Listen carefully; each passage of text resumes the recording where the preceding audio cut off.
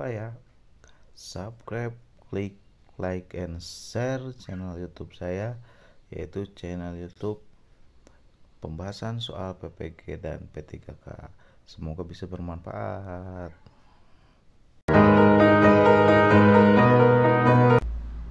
Assalamualaikum warahmatullahi wabarakatuh.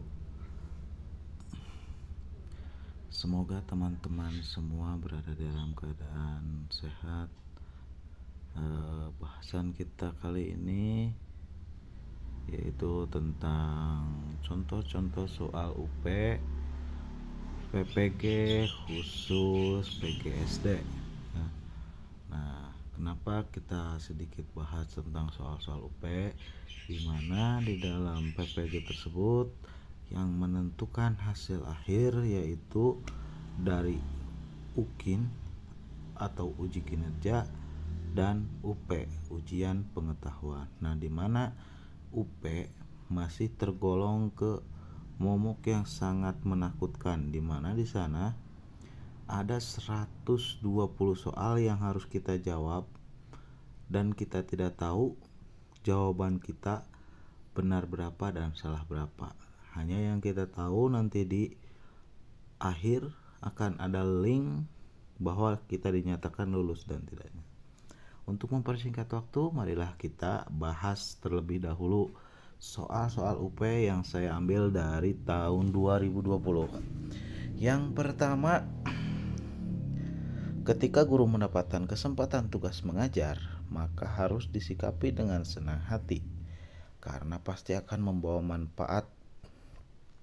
Berkenaan dengan hal tersebut, yang pasti di pikiran guru terkait dengan kepentingan siswa adalah, nah di sini karena saya sudah berkonsultasi dengan teman-teman PPG seangkatan saya, mereka menyepakati jawabannya A, pengembangan ilmu pengetahuan dan layanan belajar siswa secara maksimal. Nah, di mana di sana guru itu dituntut secara profesional untuk memberikan wawasannya secara maksimal.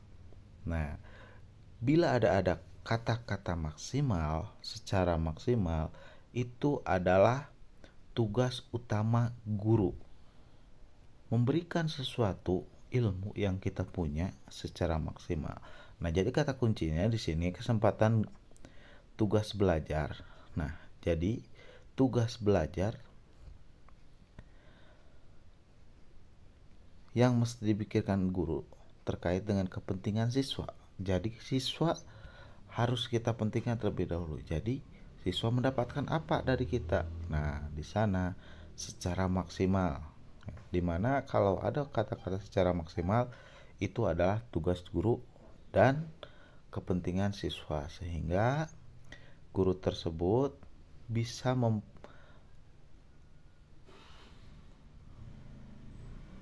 memberikan pembelajaran ilmunya secara maksimal. Nah, lanjut ke nomor 2. Ada seorang siswa dalam pembelajaran sering kurang memperhatikan, namun prestasi yang didapat tidak kalah dibandingkan dengan siswa-siswa lain. Hal tersebut disampaikan kepada siswa tersebut.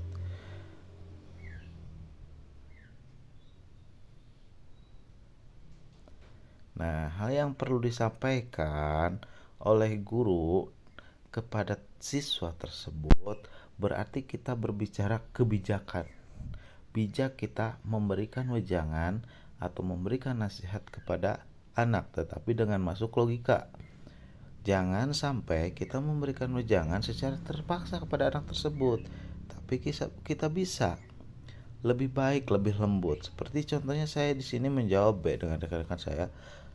Prestasi akan lebih baik lagi jika mau bersungguh-sungguh memperhatikan pembelajaran yang disampaikan oleh guru. Kita bisa memberikan itu, ya, itu pun bisa. Itu. Untuk ketiga, ketika ada siswa yang mengajukan protes atas jawaban ulangan yang diyakini benar tapi dinyatakan salah oleh guru, terbukti bahwa jawaban yang dimaksud adalah benar, tindakan yang sebaiknya dilakukan oleh guru adalah A mengakui kekeliruan dan bersedia memperbaiki nilai sesuai dengan ketentuan soal. Nah, di sini guru dituntut bahwa mencontohkan kepada anak, bukan berarti guru tidak bisa salah. Ya, jangan ada kata keegoisan di sini.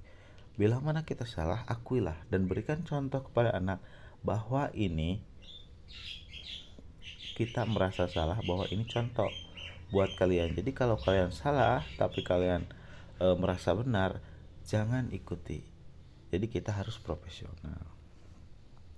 Untuk yang keempat, berdasarkan pengamatan di SD Negeri Salam Sehat 5 dalam mata pelajaran bahasa Indonesia ditemukan bahwa kemampuan siswa dalam aspek berbicara masih kurang. Untuk membantu menyelesaikan permasalahan guru tersebut, perlu dilakukan penelitian tindakan kelas. Tindakan dipilih oleh pengguna metode bermain peran. Nah, di sana sudah ada metode bermain peran.